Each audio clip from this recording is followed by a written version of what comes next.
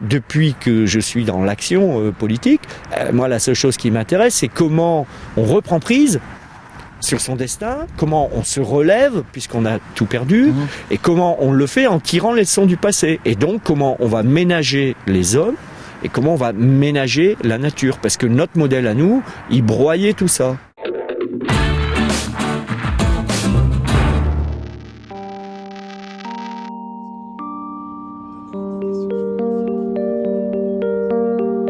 « 6 décembre 2015, premier tour des élections régionales. J'ai pris la route vers le nord, vers le bassin minier du Pas-de-Calais. Ici, on vote jusqu'à 60% pour Marine Le Pen. Et pourtant, j'ai choisi cette région pour chercher un espoir, une vision au-delà des blocages qui nous paralysent. Mon point de repère, c'est ce terril. On dit terri chez les ch'tis. J'ai appris qu'il avait été classé patrimoine de l'humanité en 2012. Ce tas de déchets est devenu la fierté des habitants. Et l'artisan de cette incroyable idée, c'est lui, le maire de la commune de Los Angoel. Une ville de 7000 habitants, une ville en transition, comme on dit, qui peut nous éclairer dans cette nuit de désespoir. C'est l'heure du dépouillement. Il y a deux places, surtout, vous mettez tout de suite le deuxième de côté. Sandrine Rousseau. Rassemblement. Oui. Nul. Alors, pour vous, Xavier Bertrand. Une région fière et enracinée. une région fière et enracinée. Une région fière et enracinée. Le maire de Los aurait pu choisir le slogan de la liste de Marine Le Pen. Il l'applique tous les jours depuis 15 ans qu'il dirige la commune. Mais en bon écologiste, il rajoute le développement durable. Une région fière et enracinée. Panneaux solaires sur l'église, Marine Le Pen. logements sociaux éco-construits, récupération de l'eau de pluie, Marine Le Pen. démocratie participative. Marine Le Pen. Un laboratoire scientifique, économique et citoyen qui, ce soir-là, ne va pas se traduire dans les urnes. Voilà les résultats finaux pour l'ensemble de la commune. Votant 3007, 56,2%. Marine Le Pen, 1324 voix, 45,0%. 45%, c'est plus que la moyenne régionale, mais 5 à 15 points de moins que les communes avoisinantes. Les citoyens de Los Angoel sont quand même en pleine contradiction. Ils s'abandonnent à Marine Le Pen, mais en même temps, quand leur maire leur propose de rêver, ils sont d'accord. 14,7%. Alors qui est Jean-François Caron? Qu'a-t-il fait? Quel est son projet?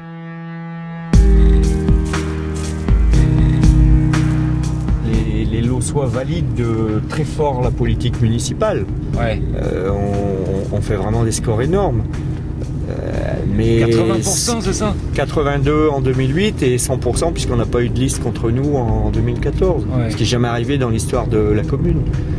C'est-à-dire qu'il y a une espèce de globalisation, de anti-élus, anti-système, tous dans le même sac. Et donc, ce que Le Pen a réussi, c'est en gros de dire vous n'êtes pas content, votez pour moi. Et moi, je caricature ça en disant ma femme m'a quitté, je vote Le Pen, mon chien est malade, je vote Le Pen. Quoi. Voilà, c'est-à-dire je suis pas content. C'est le puits qui mène à la mine, c'est ça? On a à la gauche, c'est un chevalement, chevalement de mine. Ici, ouais. Ça descendait à moins 1000 mètres, à moins 980 mètres, donc ça descendait très profond.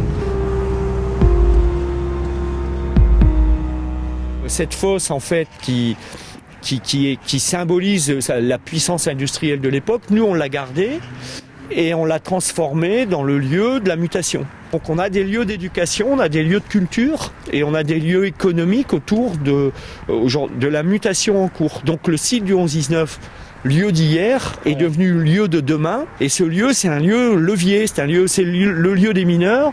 Et c'est le lieu où on a les activités du 21e siècle. Et je pense qu'il y a du coup une force qu'on n'aurait pas dans des bâtiments très modernes. Los Angoel, la ville minière sinistrée, est devenue aujourd'hui pionnière dans le domaine des énergies douces. Un exemple qui attire tous les ans des centaines d'écotouristes, mais aussi des chefs d'entreprise, des politiques, des économistes du monde entier. Et tout a commencé sur ces terrils que tout le monde voulait détruire pour oublier le passé. Et puis un jour, je découvre un traquet moteux. Et le traquet moteux, c'est une espèce très rare. C'est une espèce alpine. De quoi Une espèce d'oiseau. D'oiseau. Ouais. Voilà. Si vous avez déjà fait de la randonnée... Là, sur le terril. Ouais. Si vous avez déjà fait de la randonnée dans les Alpes, Ouais. quand vous êtes dans la pelouse alpine, vous avez un oiseau dont le croupion est blanc. Ouais. Et vous pouvez pas le rater parce que son croupion blanc, il est étincelant. Voilà, c'est une espèce très caractéristique. Et donc, ce jour-là, j'ai changé de lunettes. C'est-à-dire que j'ai regardé le terri comme étant un endroit merveilleux qui accueillait un oiseau rare. Et j'ai commencé à rencontrer des artistes qui, eux, les regardaient dans leur dimension plastique. J'ai rencontré des urbanistes qui disaient, mais dans un pays plat, c'est comme nos beffrois, ça structure le territoire. J'ai créé la chaîne des terris en 1988.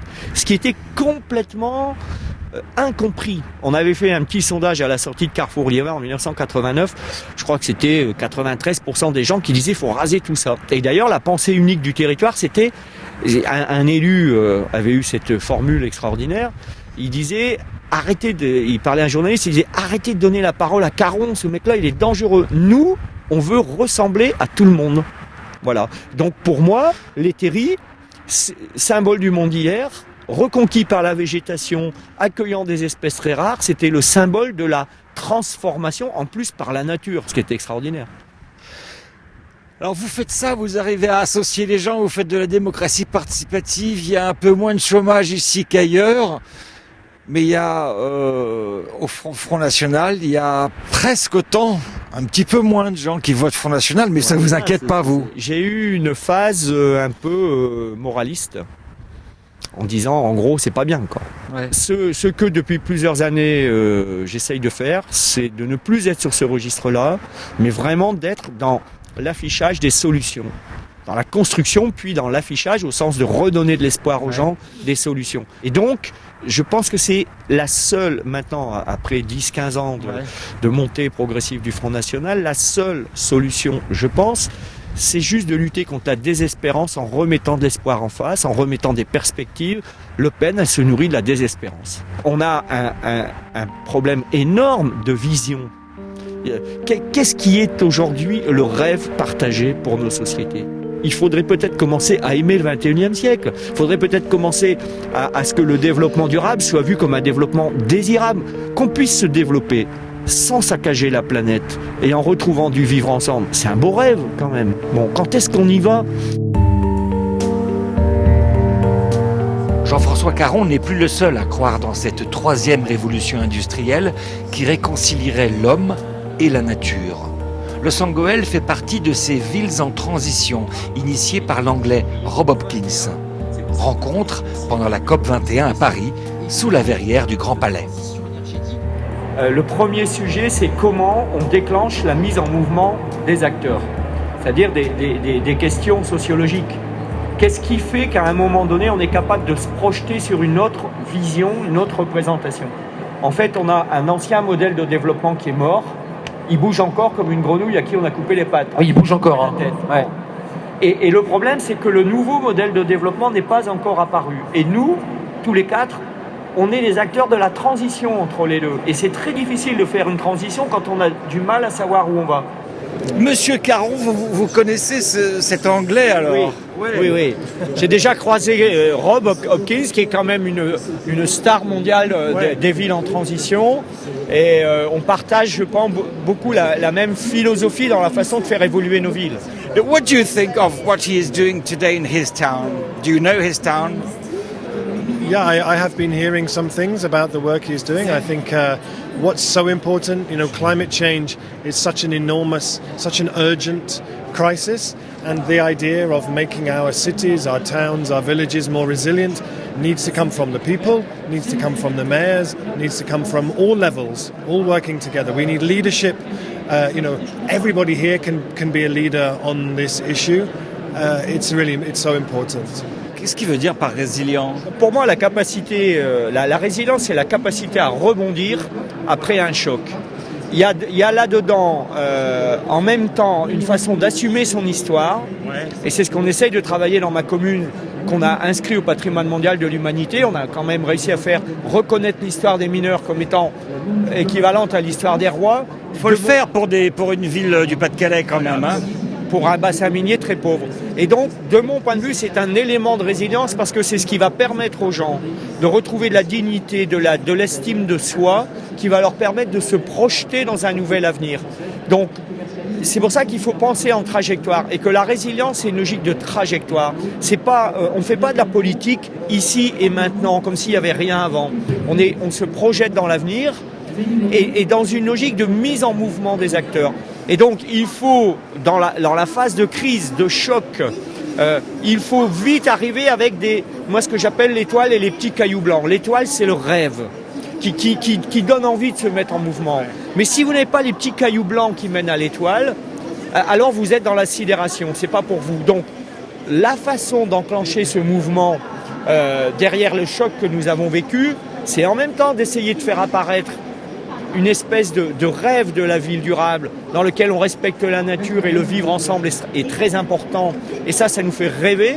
Et les petits cailloux blancs, c'est une étoile, une église dont on met le toit en solaire. C'est replanter des espèces fruitières originaires de la région plutôt que celles qui ont été produites dans des laboratoires aux États-Unis. C'est retrouver des petits cailloux blancs de la transformation. Et à ce moment-là, je pense qu'on réarticule le choc qui nous oblige, qui nous met l'épée dans les reins, et en même temps un chemin sur lequel on a envie d'aller. For me, as the human race, we are brilliant at imagining our own extinction. We make films where we are all killed by zombies, or we are all killed by robots, or we are all killed by dinosaurs, or whatever. We make every year many films about us all being killed by strange things. But we never make films, we never tell stories about what it looks like when we as people see a big problem coming and we collaborate and we respond and we come up with solutions. We don't make those films. But if your optimism, you use that optimism to do stuff and it gives you more optimism and we build a positive feedback of belief that we can actually change this situation. I'm going to try to do the film. Thank you very much.